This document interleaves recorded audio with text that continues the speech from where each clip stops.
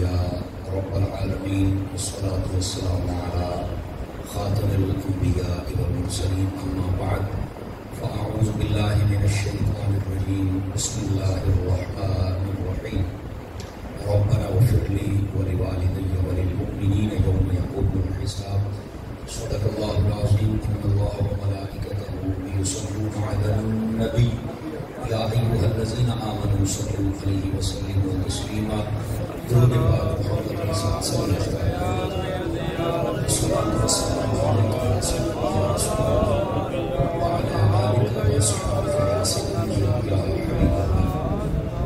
انتہائی عزت و تکریم کے لائق زینت بزم سادات و علماء، انتہائی محترم و مکرم بزرگ و نوجوان دوستوں، عزیز بچوں، اللہ رب العزت کی فضل و توفیق سے ہم سب آج کی اس خوبصورت سالانہ ایصال ثواب کی محفل میں حاضری کا شرف حاصل کر رہے ہیں. میری دعا ہے خلاق عالم ہم سب کا حاضر ہونا اپنی بارگاہ اقدس و انور میں قبول و منظور فرمائے. گرامی قدر حضرات، میری ملت کے جتنے بھی یہاں پر علماء تشریف فرما ہیں اور کثیر تعداد میں طلباء بھی تشریف فرما ہیں، میں سب کے لیے دعا گو ہوں اللہ کریم ان سب کو قدم قدم پر خیر و برکت عطا فرمائے. آپ جتنے عاشقان مصطفیٰ درود نزیل سے تشریف لائے ہیں، خلاق عالم آپ سب کو بھی دارین کی سعادتوں سے مالا مال فرمائے اور آپ کے صدقے میں کچھ فقیر حقیر پر بھی اپنا فضل و کرم عطا فرمائے. بزم جمال مصطفیٰ کے زیر اہتمام یہ آج کا پروگرام جاری و ساری ہے. اتھونی کے ایک رکن ہیں، ممبر ہیں، جنہوں نے اپنی والدہ ماجدہ کے لیے اس کا اہتمام کیا ہے. اللہ کریم ہمارے بھائی محمد اکبر صاحب اور بھائی محمد افضل صاحب ان کو خیر و برکت عطا فرمائے اور جو نیک مقصد لیے ہوئے انہوں نے محفل سجائی ہے، اللہ کریم اس میں مزید برکات عطا فرمائے. اور یہ ایصال ثواب کی محفل ہے اور ان کی خواہش ہے کہ یہ سلسلہ جاری رہے. اللہ کریم بس اپنا فضل و کرم عطا فرما دے. یہ ساؤنڈ کی آواز صاف ہو سکتی ہے، سی ڈی بند کر دیں اور ریپیٹ اور بیک اپ اس کو سب ختم کر کے صرف ایک آواز اور سادہ آواز کر دیں اس کی.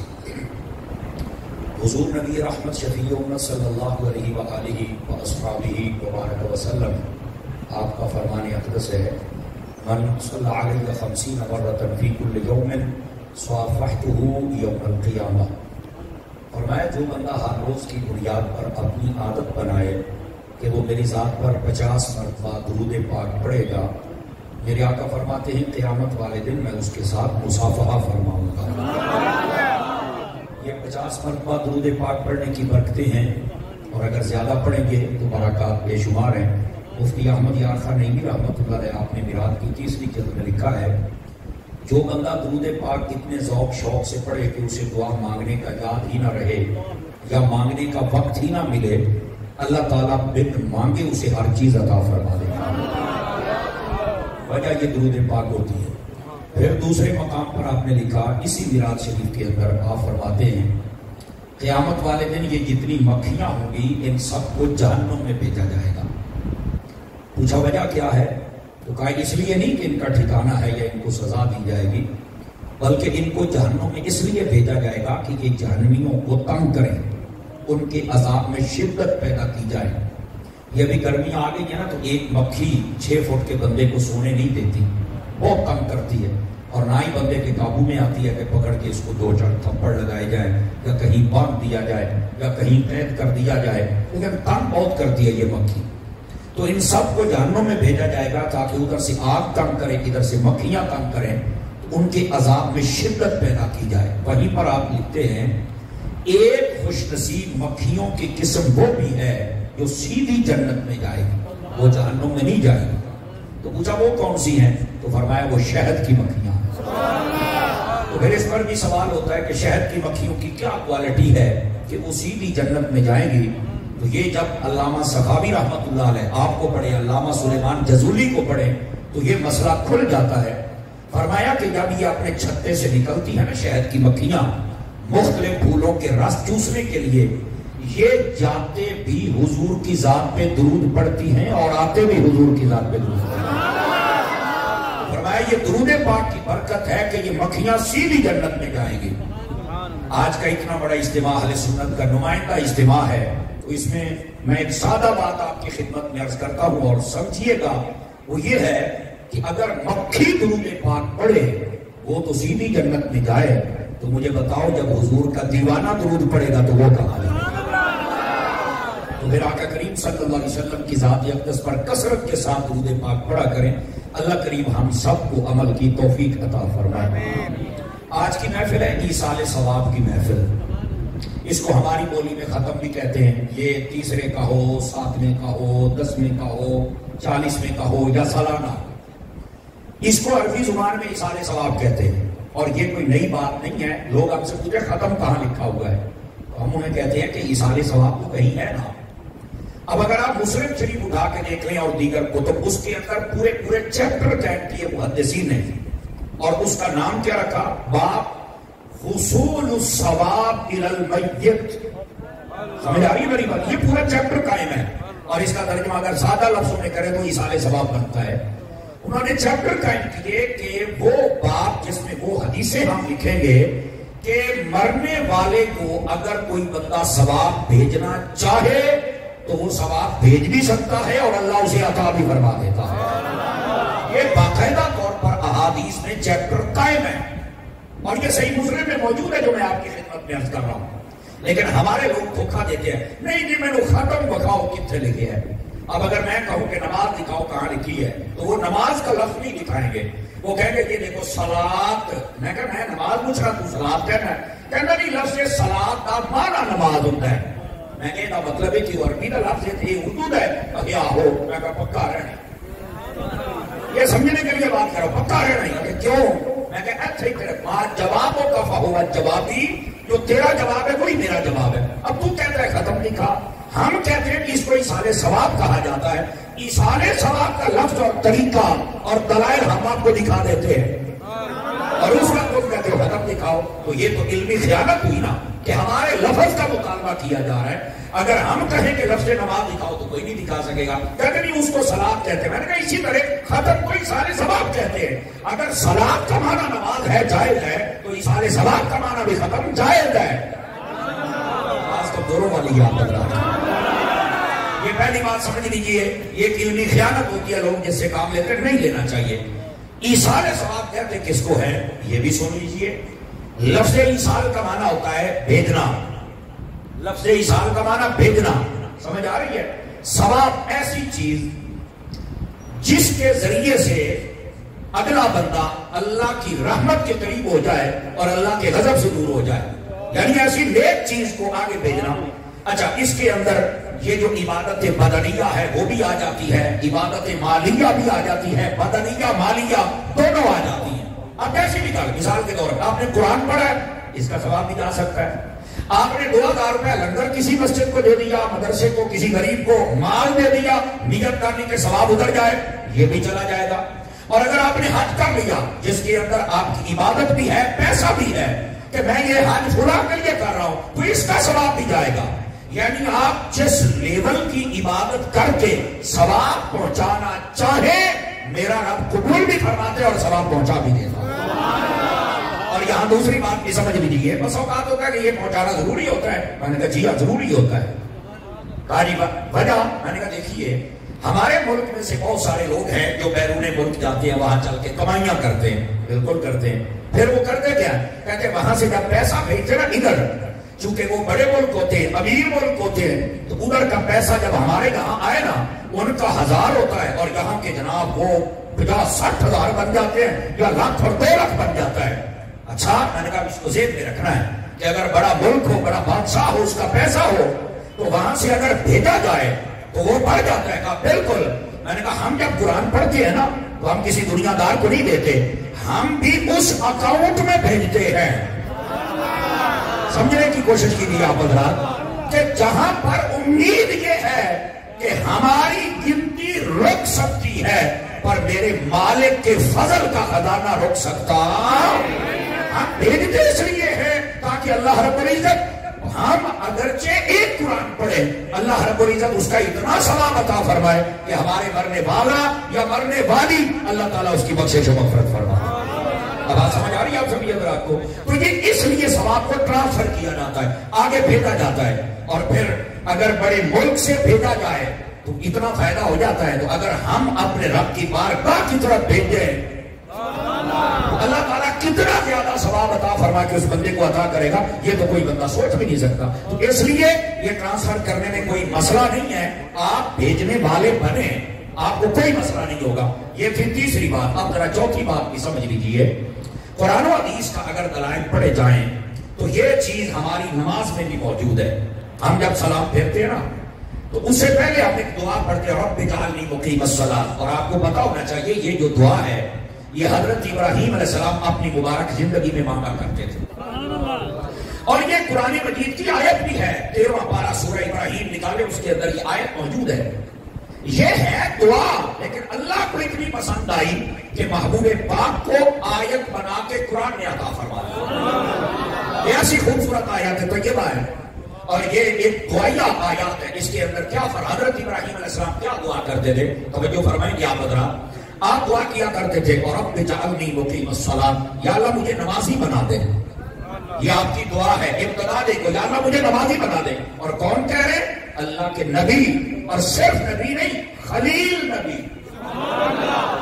سمجھ آ رہی؟ آپ یہ دعا کر رہے ہیں یا اللہ مجھے نمازی بنا دے. تو مفتی احمد یار خانیمی نے لکھا ہے اس کا مطلب ہے نمازیں پہلوں پر بھی تھی لیکن اس ترتیب سے جیسے 5 ہمارے پاس ہیں یہ ترتیب کسی کو میسر نہیں آئی. اگر یہ آئی ہے حضور کا صدقہ یہ امت مصطفیٰ کے حصے میں آئی. پہلوں کے پاس کسی کے پاس 1 نماز ہے، کسی کے پاس 2 نماز ہے، کسی کے پاس 1 رکعت ہے، کسی کے پاس زیادہ رکعتیں ہیں. تو ان کو یہ لیکن تھی ضرور. ابراہیم علیہ السلام کہتے ہیں یا اللہ مجھے نمازی بنا دے. یہاں علماء نے ایک سوال اٹھایا علماء تفسیر میں. وہ یہ کہتے ہیں کہ ابراہیم علیہ السلام نے یہ کیوں دعا مانگی کہ اللہ مجھے نمازی بنا دے؟ کیا وہ نمازی نہیں تھے؟ کہا تھے. اللہ کے نبی سے پکا نمازی کون ہوتا ہے؟ سمجھ رہے نا آپ حضرات؟ تو پھر آپ نے کیوں دعا فرمائی؟ آپ ذرا غور سے سننے والی بات ہے.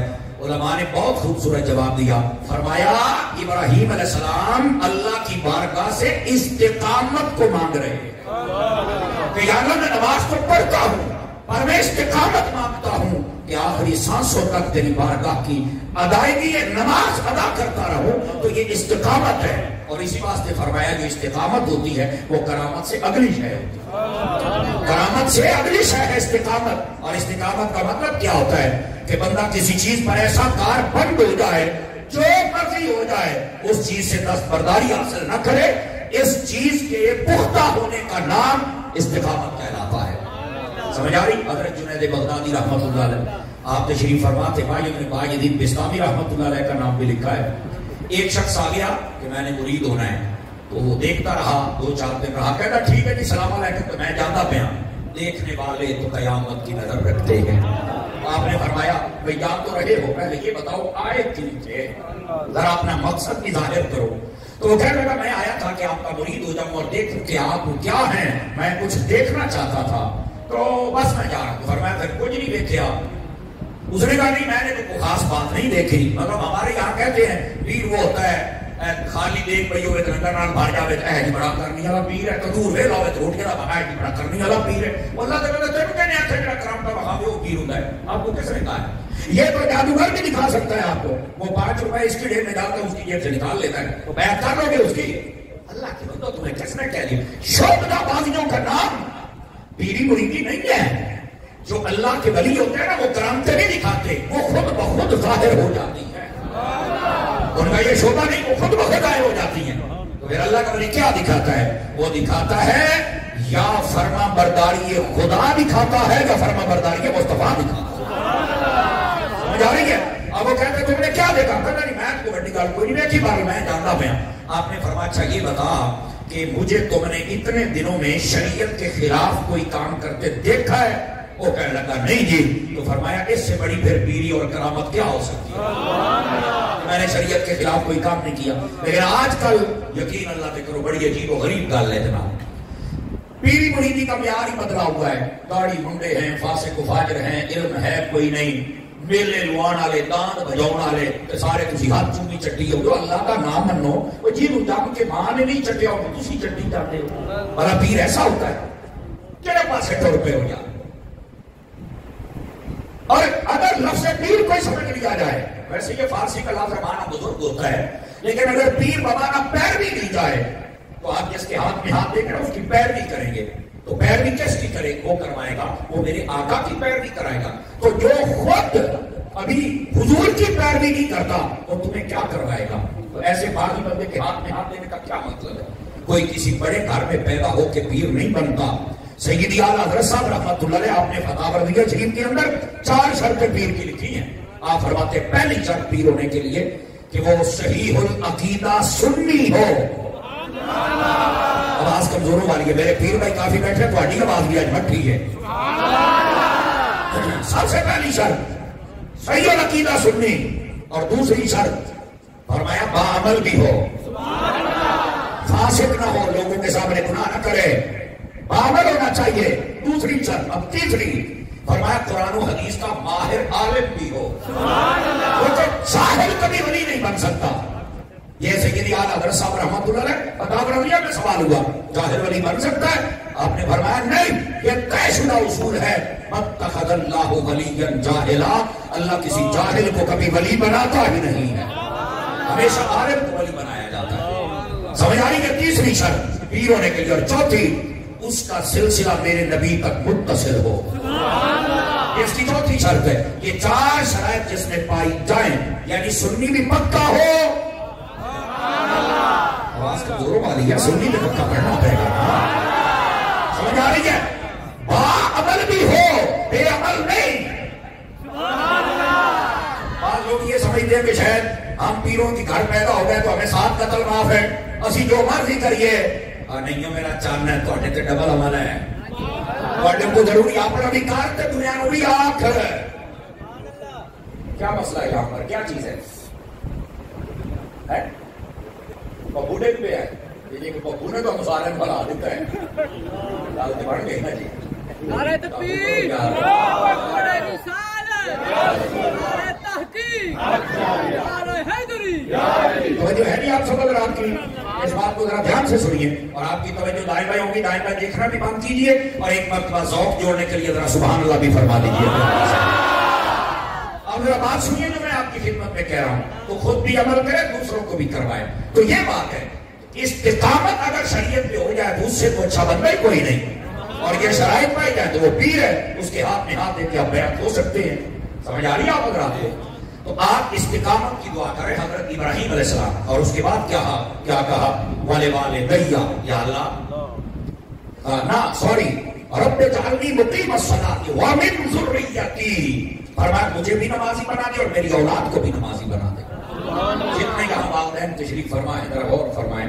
ہمارے جب ہاتھ اٹھتے ہیں نا اولاد کے لیے امتحان میں کامیاب ہو جائے نوکری لگ جائے باہر ملک چلا جائے اے ہو جائے او ہو جائے بالکل آپ کو دعا کرنے کی اجازت ہے آپ کر سکتے ہیں لیکن طریقہ تھوڑا درست کر لیجئے میرے شیخ طریقت سیدی و سندی امیر اہل سنت حضرت علامہ پیر محمد الیاس ستار قادری رضوی دامت برکات مداریہ آپ فرماتے ہیں جب بھی اپنی اولاد کے لیے دعا کی جائے تو یہ نبیوں ولیوں کے طریقے کے مطابق کی جائے اور وہ کیا ہے یا اللہ میری اولاد کو دنیا کے امتحانوں میں بھی کامیابی عطا فرما دے اور قبر و حشر کے امتحانوں میں بھی کامیابی عطا فرما دے یا اللہ میرے بچے کو یہاں بھی حلال رزق عطا فرما دے اور جنت کی بھی نعمتیں عطا فرما دے اپنی اولاد کی اس طرح دعا کیا کرے لیکن ہم نے ایک ہی طرف رکھی ہوئی ہے کہ جس کے اندر ہم صرف یہ اے نوکری کا کیا مکان بن جائے بس جناب انٹرویو پاس ہو جائے فلانا ٹمکانا وہ سارا کچھ جو ہے یہ سارا کچھ بنے لیکن یہ بھی دعا کریا کرے بندہ بھی بنے آواز کا زوروں والی یاد ٹھیک ہے اور ہم دعا کروانے کے لیے عموماً مولویوں اور پیروں کے پاس جاتے ہیں نیک لوگوں سے دعا کروانا منع نہیں ہے لیکن ابا جی آپ کو پتا ہے سب سے زیادہ دعا قبول آپ کی ہوتی ہے میرے نبی نے فرمایا ثلاث دعوات مستجاب لا يردهن فرمایا 3 دعائیں ہیں کبھی رد نہیں ہوتی قبول ہی قبول ہے پوچھا گیا کس کس کی فرمایا مظلوم کی جس پر لوگ ظلم کرے اور اس کی سننے والا کوئی نہ ہو کہتے نہیں بولے غریباں کی ہاں تو بچ کہتے ہیں نا غریباں نو تاک نہ کریا کر جڑا کو کچھ کر نہ سکے تنگ نہ کریا کر، ورنہ پکڑ بڑی سخت ہے. یہ پکڑتا نہیں نا یہ پتا چلیا تو جنہوں نے بابے خادر تے ظلم کیتا سی آج انہوں نے ظلم نہیں کرتا. میرے پاس ٹائم تھوڑا، میں نے صرف اشارہ دینا ہے. میں کہا ہوں چانن ہو جائے، وہ تو کہتے سر اتوں آڈر آیا ہے. میں کہا ہوں بھی اتوں ہی آئے، تکڑا ہو تکڑا قابو ہو. تمہیں بڑا سمجھایا تھا ہمارے بزرگ علماء نے، اوے دین نال پنگے نال لے، جب آ جاتے اقتدار میں تو فرعون وقت بن جاتے ہیں. لیکن ان کو یہ نہیں نہ پتا خدا کی قسم میرا رب رب ہے.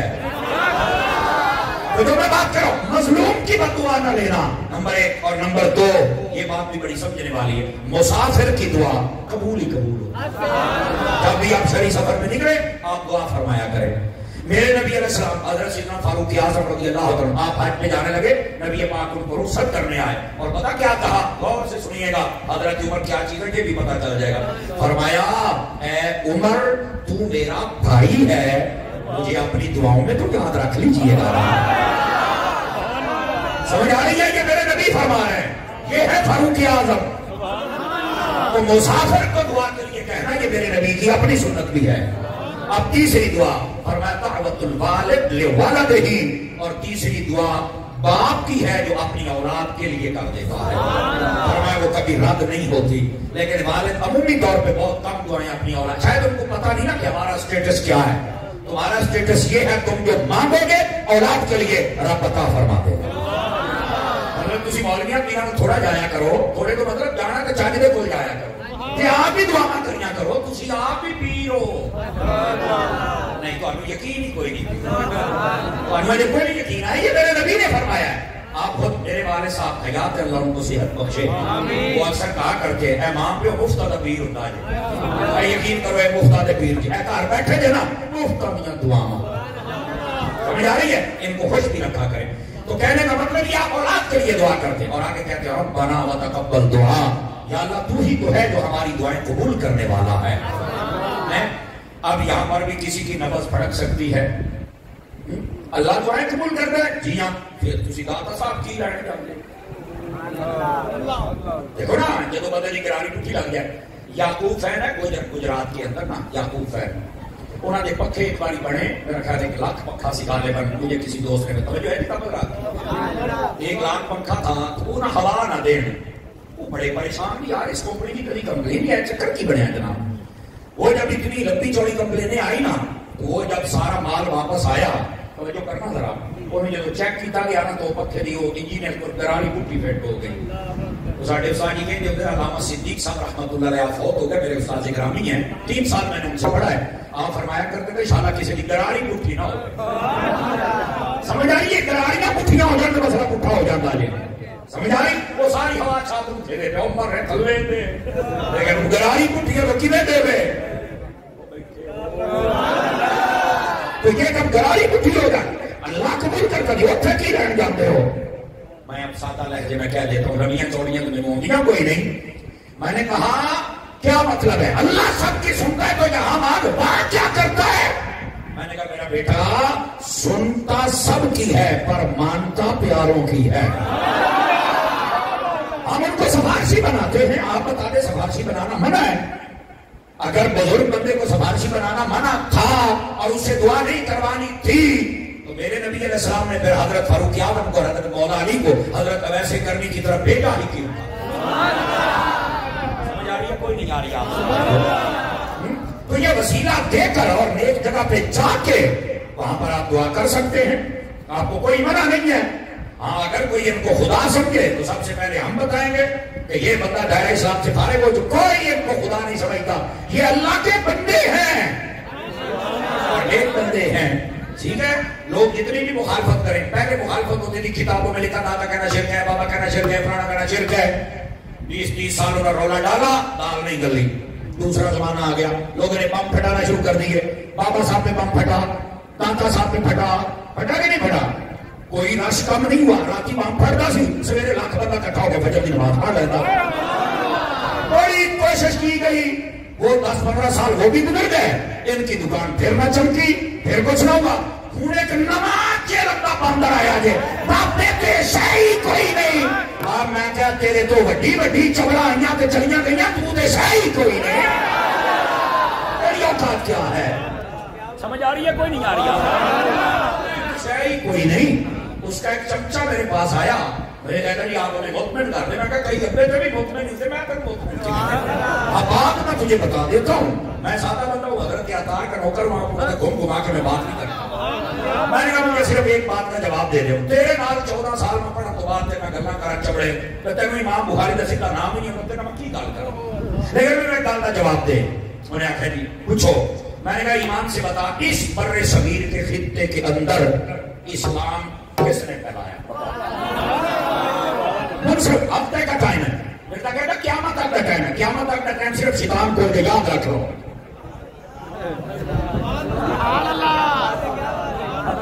بیٹھے اس نے کہا تھا انزلنی الی یوم یبعثون یا اللہ قیامت تک کے لیے مجھے ٹائم دے دے یا شیطان کھولے تو یا شیطان کے اس بچے کھولے ہمیں تو اگلی سانس کا بھی نہیں پتا میں نے کہا صرف ایک ہفتے کا تمہیں ٹائم ہے آپ ایسے کریں مجھے پوچھ کے بتائیں پوری تحقیق اور ریسرچ کر اسلام کس نے پھیلایا کہنے نہیں وہ لوڑی کوئی نہیں یہاں تو بزرگوں نے پھیلایا تو میں کہ بزرگوں نے اسلام پھیلا کے ساڑیاں نسلاں مسلمان کیتا ہے تسی کہندے ہو بابے شاہی کوئی نہیں تسی سکھ مرنا سی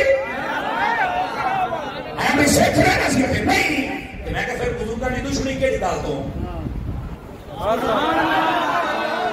توجہ ہے نا اچھا یہ بھی میں آپ کو لاجک بتا دوں کہ یہ بزرگوں کے دشمن ہوا کیوں ہے اصل میں جو آج کل کئی بزرگ اور درباروں پر جو گدی نشین ہے نا وہ نااہل ہیں معذرت کے ساتھ نااہل ہیں دین کا کوئی نہیں پتا کوئی راستی نال کئی چڈے وال ہے کئی جناب علی ویسے ہی وہ فارغ عقیدے والو عمل والو کوڑے نچائے تاند پجائے بیبیاں بیٹھیاں نے پرلے درجے کے نااہل انہیں نہیں گل کرو کئی کئی کانٹے نہیں کر تیرا اخباری ہوئے تیرا تاج چوپڑی دے ہمیں وہ چاہیے جو عقیدے اور مسلک کا پکا بندہ اور اگر کسی کا 2 نمبر پینا تو وہ منہ تھلے رکھے یہ 1 نمبر ہی وہ ہاتھ چک کے بولے